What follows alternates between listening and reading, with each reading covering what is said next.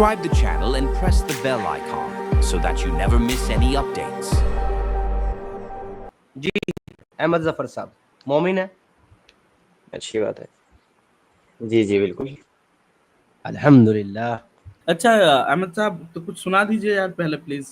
चलिए मैं कुल अऊज़ु बिरब्बिन नास मलिकिन नास इलाहिन नास मिन शर्रिल वसवासिल खन्नास अल्लज़ी युवस्विसु फी सुदूरिन नास मिनल जिन्नति वन नास। पहले आप कुरान से साबित करिए फ्लैट अर्थ के बारे में। ये आप लोग बहुत ज्यादा ऑब्जेक्शन उठाते हैं इस्लाम पे, आयत उठाते हैं वल अर्द बअद ज़ालिका दहाहा, इस पे आप ऑब्जेक्शन उठाते हैं कि इसमें अर्थ किया कहा गया है, तो आप इसको प्रूफ करिए विद उर्दू ट्रांसलेशन। क्योंकि इस टॉपिक एक पे ऑलरेडी बहुत कई बार छोटी हम बात कर चुके हैं। जी हम कई बार बात नहीं कर नहीं चुके हैं, सुनिए लेकिन सुनिए आज के मेरी बात सुन लीजिए आप। एक छोटी सी आप तो रिक्वेस्ट मान सकते हैं ना मेरी। बस आपको ये प्रूफ करना है वहाँ अर्थ की जगह वहाँ लैंड की जगह अर्थ लिखा है। कहाँ पर, कहाँ की आप बात कर रहे हैं? कुरान की बात कर रहे हैं? जी वल अर्द बअद ज़ालिका दहाहा लिखा है, कुरान की आयत वल है, आप अर्दा सर्च कर सकते हैं वल चैट जीपीटी पे। वल अर्दी नहीं, वल अर्दी नहीं मेरे भाई, वल अर्दा बाद ज़ालिका दहाहा। जी तो वहाँ पर अल्लाह ठीक है। जमीन को बिछाने की बात कर रहा है, तो आप उससे क्या मुराद ले रहे हैं? मैं इससे ये मुराद ले रहा हूँ कि अर्थ की 7 लेयर है जमीन की, एक के ऊपर एक बिछी हुई है। तो जब अल्लाह ताला पहले कहते हैं कि हमने तुम्हें देखा नहीं कि तुम्हें ऊंट को कैसे बनाया, ऊंट ऑब्जर्वेबल है आग से। फिर उसके बाद अल्लाह ताला मिसाल दी है कि देखो हमने पहाड़ को कैसे बनाया है। उसके बाद मिसाल देते हैं लैंड की। तो क्या ये दो चीजें ऑब्जर्वेबल देते हैं अल्लाह ताला, और तीसरी चीज स्पेस के बारे में दे देंगे कि तुम धरती को किस तरह देखते हो, या लैंड के बारे में। स्पेस के बारे में आप बात कर रहे हैं कि अल्लाह ताला स्पेस की मिसाल देते। जब अल्लाह ताला ने 2 मिसालें दी जो ऑब्जर्वेबल है, तो सुनिए ना भाई। हाँ मुझे जी क्वेश्चन करने का मौका तो आप देंगे ना जब कोई आप मुकदमा रख रहे हैं। तो कौन सी आयत में अल्लाह ताला कौन सी आयत में स्पेस का जिक्र कर रहे हैं? नहीं, स्पेस का जिक्र अल्लाह ताला ने किया। मैं कह रहा हूँ कि अल्लाह ताला ने मिसाल दी है ट्रांसलेशन, जिसका ये है कि हमने ऊंट को कैसे बनाया, हमने पहाड़ों को देखो कैसे बनाया। उसके बाद अल्लाह ताला जिक्र करते हैं तुम्हें जमीन को देखो तुम्हारे लिए कैसे बिछा दिया है। ये एक आयत है दूसरी कुरान की। तो तुम लोग कहते हो कि अर्थ की बात हो रही है यहाँ पे, जबकि बात जमीन की है, लैंड की हो रही है। पहली बात तो मेरे भाई एक चीज मैं आपसे साथ क्लियर कर लेना चाहता हूँ। पहली बात तो आप आयत कोट नहीं कर रहे हैं कि आप कौन सी आयत की बात कर रहे हैं। दूसरी बात, आप खुद से ये बता रहे हैं कि हम लोग ऐसा कहते हैं और हम लोग वैसा कहते हैं, जबकि आज का हमारा ना तो वो टॉपिक है और ना ही आज हम में से किसी ने भी ऐसी कोई बात यहाँ पर कही है। तो अगर आप हमारे आज के मौजू और आज के टॉपिक के ऊपर बात नहीं करना चाहते हैं, अपने किसी टॉपिक के ऊपर बात करना चाहते हैं, तो पहले आप अपना टॉपिक बताइए कि आपका टॉपिक है क्या, एक लफ्ज में कि मेरा टॉपिक ये है कि एक्स मुस्लिम कुरान की आयत को ऐसे डिकोड करते हैं कि कुरान में फ्लैट अर्थ का जिक्र है।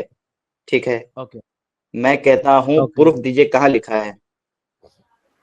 ठीक है, ये अगर आप मुझसे ये पूछ रहे हैं कि कुरान में ये कहाँ लिखा हुआ है कि जमीन चपटी है, जमीन चपटी है, ऐसा कहाँ लिखा हुआ है कुरान में, तो मैं कहूंगा कहीं भी नहीं। लेकिन कुरान में ये भी नहीं लिखा हुआ है कि जमीन गोल है।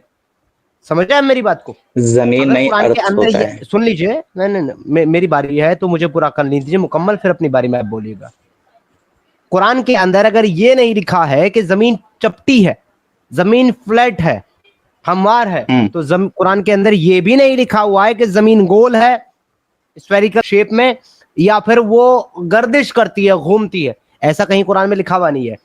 अब ये पता कैसे लगाया जा सकता है कि कुरान की जो जमीन है उसकी शेप कैसी है या वो है किस तरह की?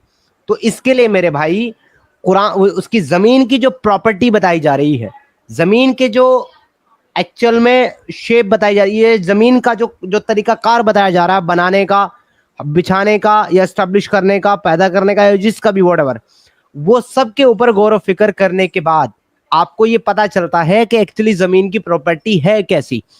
तो उनके ऊपर जब आप गौर करते हैं तो कुरान मल्टीपल जगह पर इसका जिक्र करता है। कहीं वो कहता है कि हमने जमीन को तुम्हारे लिए पानी के ऊपर बिछा दिया और इसमें तुम्हारे लिए रास्ते बनाए। उसके बाद वो कहता है कि हमने तुम्हारे लिए जमीन को एक बिछोना बनाया है, ठीक है। इसके बाद वो कहता है कि हमने जमीन को जो है, जमीन के अंदर पहाड़ों को मेखों की तरह, कीलों की तरह ठोक दिया है कि कहीं ये तुमको लेकर के चलना पड़े। जब इस तरह की चीजें जमीन के मुतालिक आपका कुरान इस्टेब्लिश करता है, बताता है, तो भाई उससे कोई भी इंसान ये समझ सकता है कि अल्लाह की जो जमीन है वो एक्चुअली है किस तरह की। तो ये अपने आप से अपने ट्रांसलेशन करके अपनी अकल से समझेगा सब, यही ना भाई? जहां तक ट्रांसलेशन की बात है तो ट्रांसलेशन तो हम आपके अपने अइम्मा और आपके अपने स्कॉलर की पढ़ते हैं, अपने तो कोई ट्रांसलेशन हम करते मेरा नहीं स्कॉलर। चलिए मैं आपको क्लैरिफिकेशन दे देता हूँ। जहां आपने कहा कि हमने पानी के ऊपर जमीन को बिछाया है, तो आप जब जमीन के ऊपर कायदे से पढ़ते हैं तो आपको मिलता है कि जमीन का जो बड़ा टेक्टोनिक प्लेट्स होती है उसके नीचे फ्रेश वाटर जमा हुआ है। तो कुरान से कॉन्ट्रडिक्शन कैसे पैदा होता है फिर इससे? नहीं जमा हुआ है, पहली बात। एक सेकंड आप इस पे डिस्कशन करने से पहले सिद्धार्थ भाई एकदम स्टार्टिंग बिगिनिंग से डिस्कस करना पड़ेगा कि जमीन को अल्लाह ने कहाँ पे बनाया है, पहली बात, ठीक है। जमीन बनने से पहले वो जगह कैसी थी, वहां से डिस्कशन आप लोग शुरू कीजिए प्लीज सिद्धार्थ भाई, और मजा आएगा। देखिए वो भी है। और दूसरा मेरे भाई, अब अभी आपने जो ब्लेंडर मारा है ना, कि उसके लेयर के नीचे एक्चुअली फ्रेश वाटर है, ये है वो है, नीचे नहीं है मेरे भाई। जमीन अपने आप में जो है वो एक राउंड शेप में है, ठीक है। उसके दरमियान में सब कुछ है। जमीन जो है वो अर्थ की जो लेयर आप देखते हो, जिसमें आप और हम रहते हैं और चलते हैं, वो सबसे ऊपर की लेयर है जमीन की, अंदरूनी नहीं।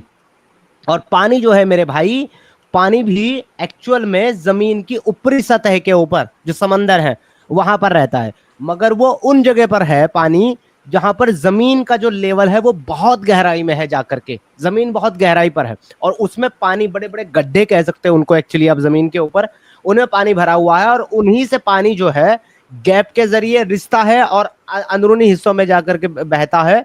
तो वो पानी एक्चुअली अंदर कोई पैदा नहीं किया गया, वो पानी डेफिनेटली बाहर ही का है और जमीन के ऊपर ही है।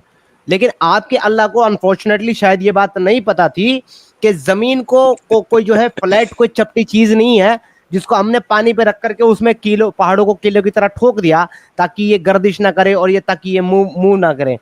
अच्छा मेरी बात सुनिए आप।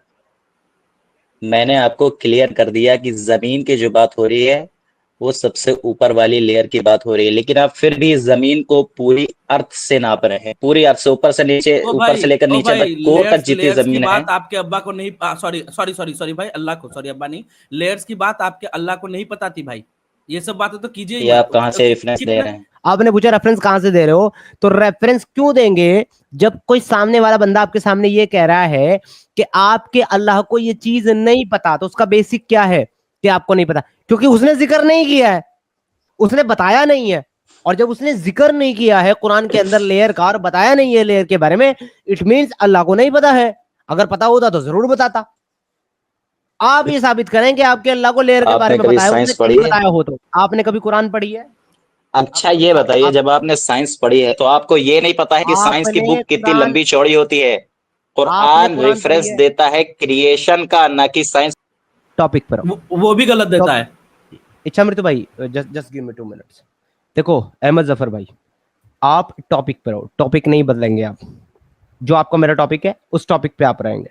भाग गया, फरार हो गया। जलेबी बनाने आते हैं लोग, कोई एक टॉपिक के ऊपर रह करके बात करने की इनकी हिम्मत नहीं है, इधर उधर की बातें करेंगे। ये आते ही बोला कि साइंटिस्ट बोलता है कि धरती के 7 लेयर्स हैं।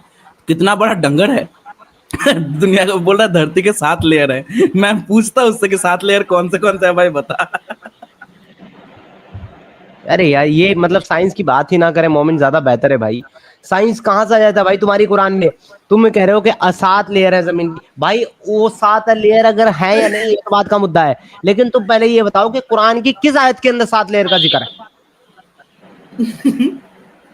जब तुम्हारा अल्लाह जिक्र ही नहीं करता है तो फिर हम रेफरेंस क्यों देंगे?